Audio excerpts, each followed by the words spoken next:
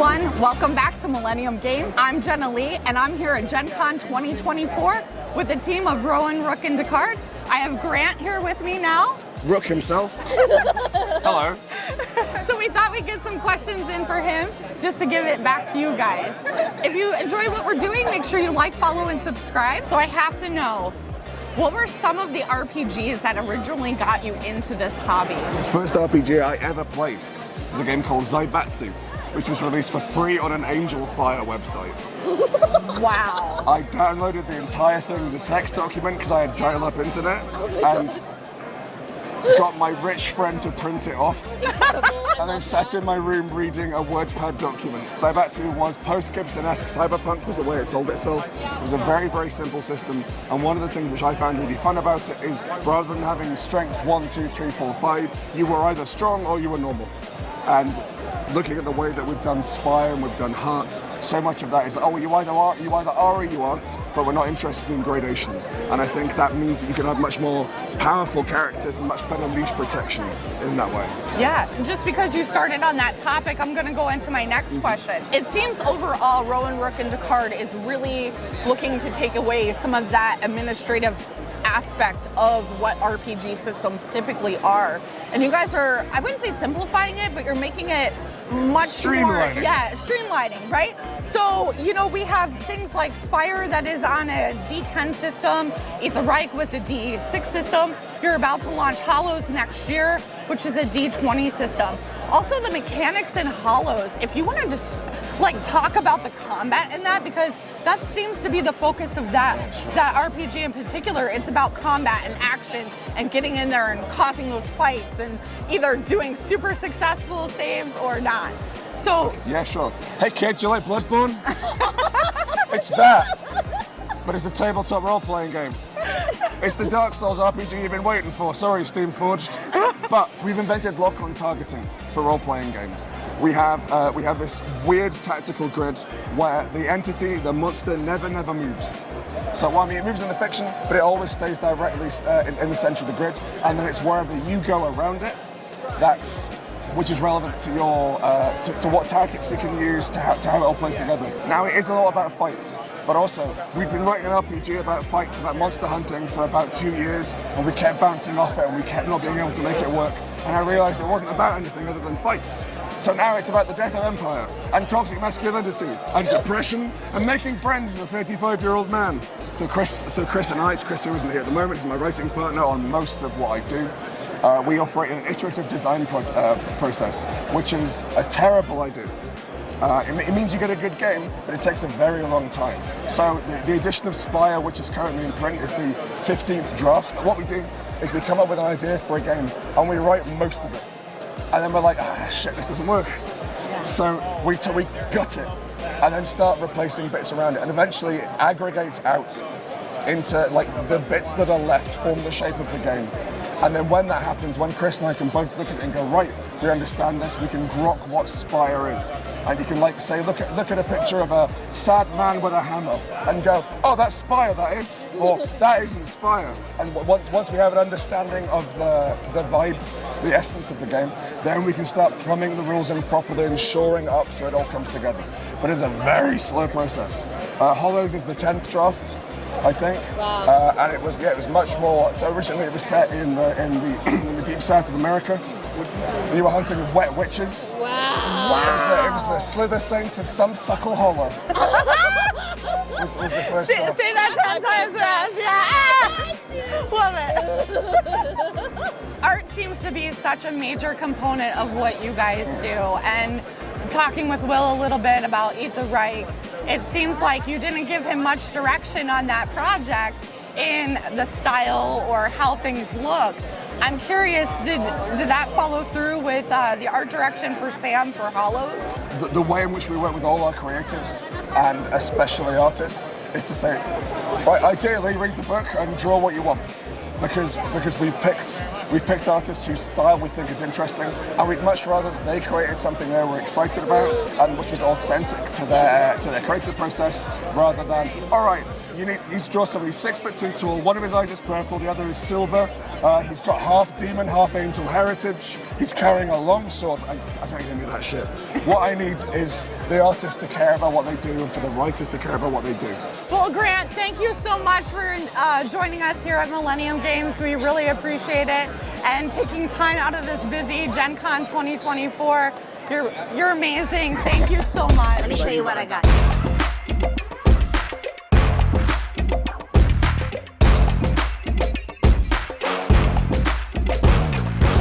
Hi all, my name's Charlie. I am the Chief of Staff here at UVS Games. Yeah, excited to be here. Hi, I'm Mike Dunlap. I'm the head of sales at UVS Games. I'm also super excited to be here. Our upcoming set, Attack on Titan Battle for Humanity, comes out August 16th.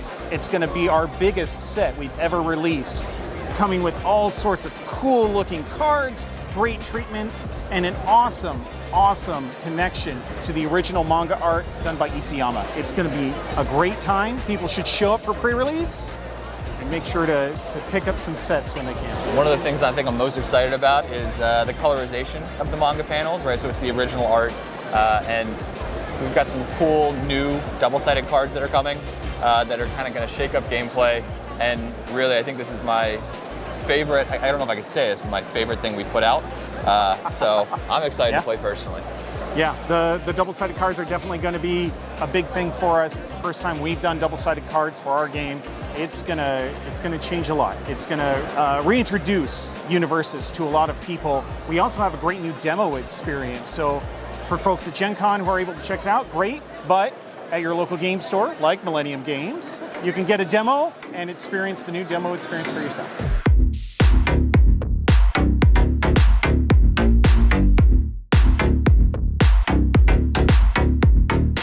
I mean, a big part of Heroescape for us is going to be getting the painting scene vitalized. So yeah, I think having your the store, unpainted minis is a real smart idea. Yeah, your store is a fantastic store to actually start to build that scene within. Because I think it's a common misconception that painting, like miniature painting specifically, is difficult to get into.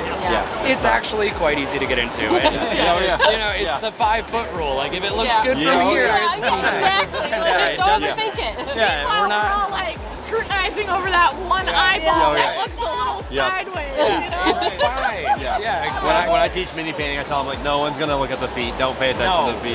Never. So yeah, I'd love to connect with you guys and build something really special.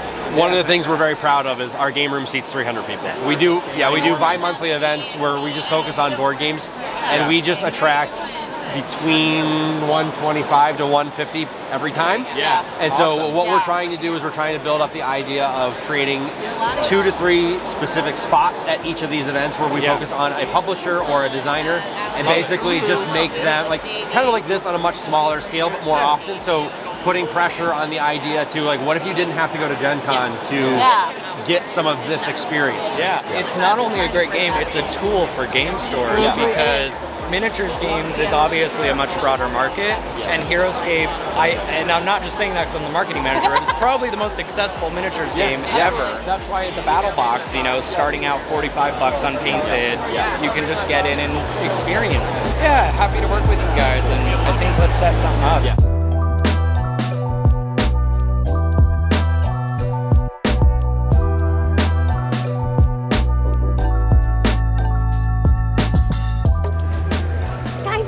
Flavortown the game. Oh my god. We're going to Flavortown. Flavortown Monopoly. Wow.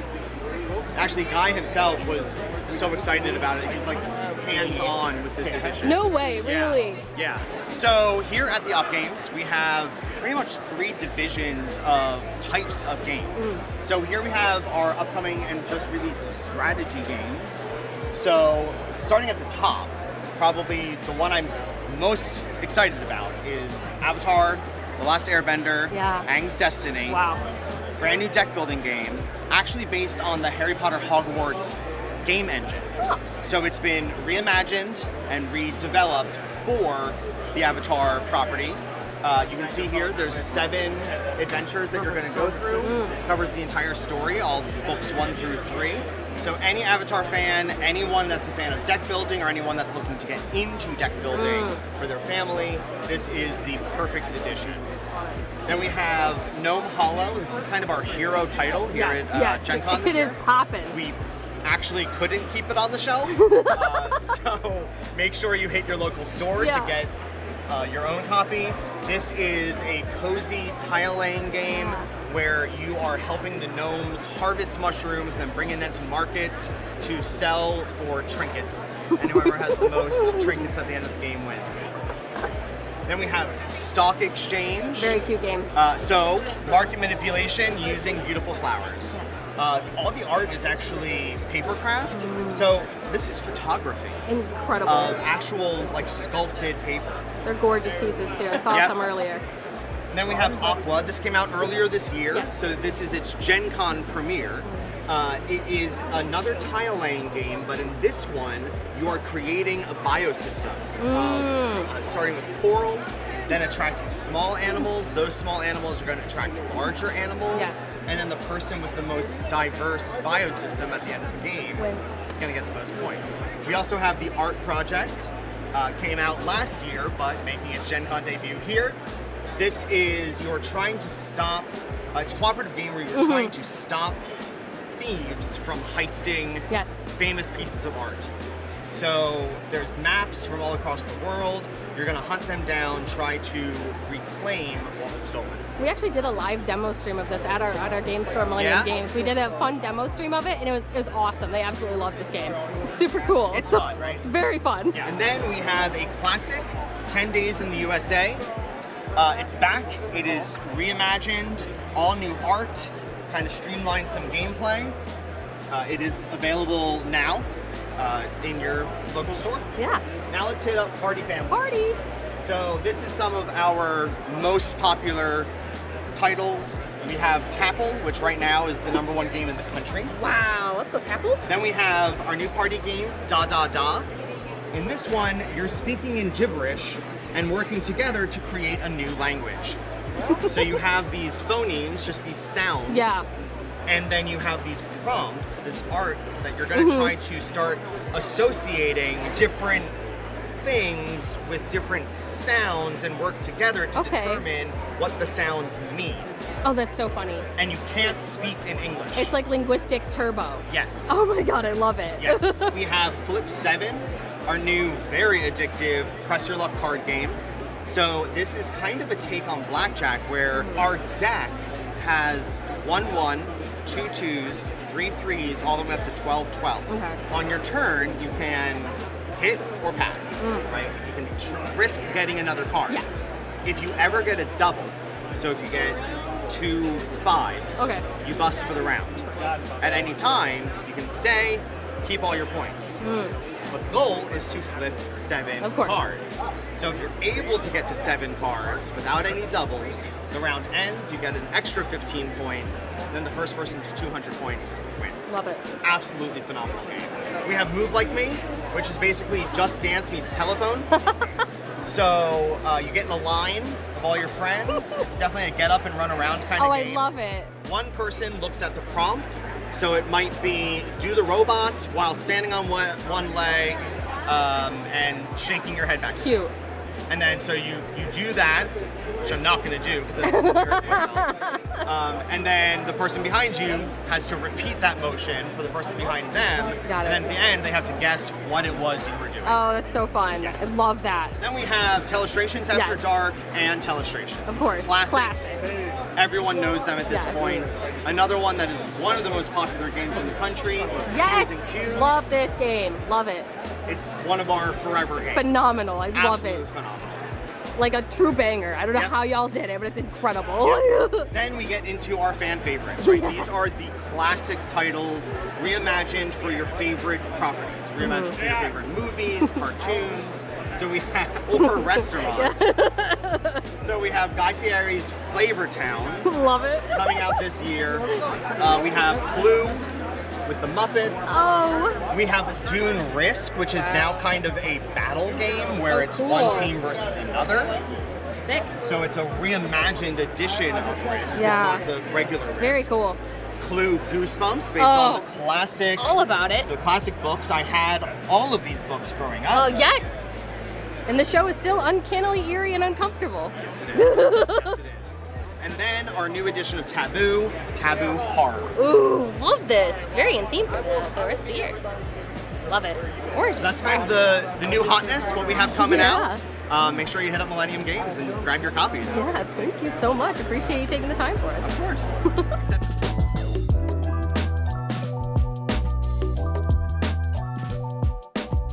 Hello everyone, I'm Alex Uboldi, the game producer for Queen by Midnight Quarter Past. It is a standalone expansion to our game Queen by Midnight, so you can play it totally by itself, or you can mix these 4 new princesses in with the original 6 from the base game. It's coming out November 13th, and we've got a lot of exciting stuff in this game as well. There's a brand new Bazaar deck, so it doubles the size of the original Bazaar deck, and you can mix and match them to create a custom experience. We also have 4 new unique princesses with unique powers that are totally different from the base 6. Karere Skyfisher uses traps to sort of catch her opponents off guard. Elise the Kraken banishes things to the bottom of the sea and then dredges them up to use as powerful spells. Azel with a Z is a little chaos gremlin who loves manipulating things, and she can use any of the cards in the game. And Kasima Al-Basar is a master thief and gentlewoman of the lamp, so she uses her power of wishes to turn the battle in her favor. We've got a lot of new stuff. We've got a brand new little clock board, so you have everything you need to play in the standalone game, and it's a far more portable and affordable version of the base game. We're really excited to share the game with you, and we're really excited for you all to play it on November 13th. You can get it at Millennium Games.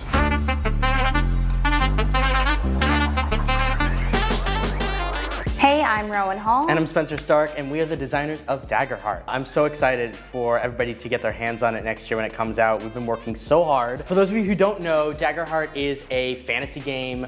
It uses 2D12 as its core mechanics with a cool open fear kind of sub-feature for the dice that drives the story forward. I don't know if you want to talk about kind of some of your favorite parts of the system. I absolutely love how much this system highlights narrative-focused play.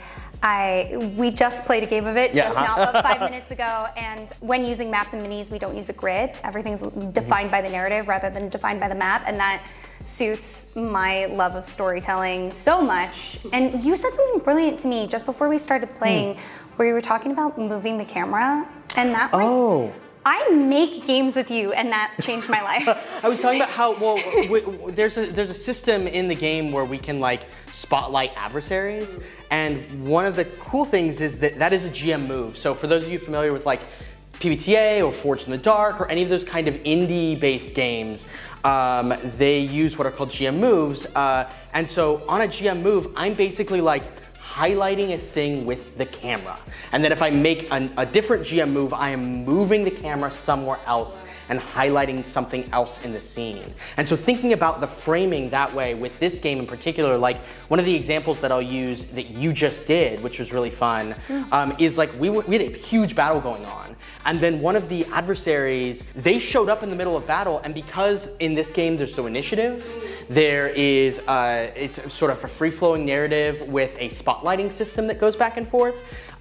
We just broke into a dialogue scene in the middle of battle and then went immediately back to battle again. And because the game can kind of flow in and out of battles and conversations, and you taking an action doesn't doing dialogue doesn't split up your action in some way. It feels really organic to move in and out of those narrative moments in the way that we would see in a cinematic kind of experience, like a movie or a TV show. And all credit to the players. As soon as the character from Two Folks' Backstory showed up, those 2 players really took the spotlight when they needed to. Everyone could step back. They were kind of given a little bit of extra moves in the initiative, the non-initiative I should say, for a few moments, and then everybody else came in to support.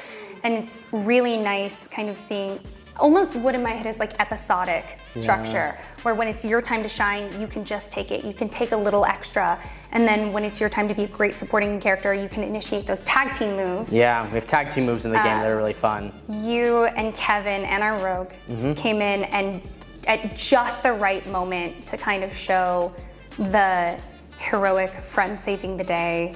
I feel really glad that the structure, the narrative-focused structure, and the lack of initiative are all pointed toward heroism and optimism, because it allowed the scene to get terrible and then kind of turn the other way. I think on that front, one of the things that's really unique about the system is that every time you roll, you are rolling to try and break a threshold like you would in a traditional kind of system where it's like, okay, I got a 15, but you also might roll with hope or with fear.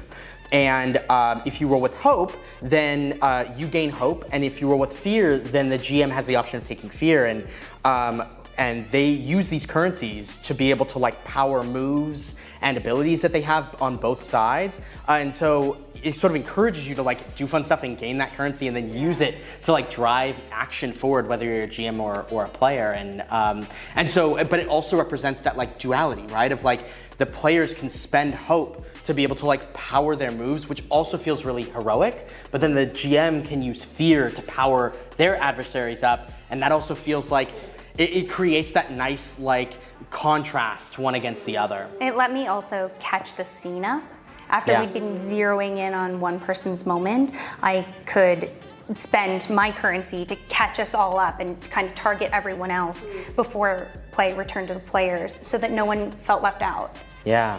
Anyway, we're really, we could talk about Daggerheart all day. We do. We literally, our job is to talk about Daggerheart all day and play Daggerheart all day. So we're so excited for everybody to check it out when it comes out next year. So if that sounds, if like heroic, if cinematic fantasy sounds like something that would be up your alley, go pick it up from Millennium Games when it comes out next year. Thanks so much, everybody.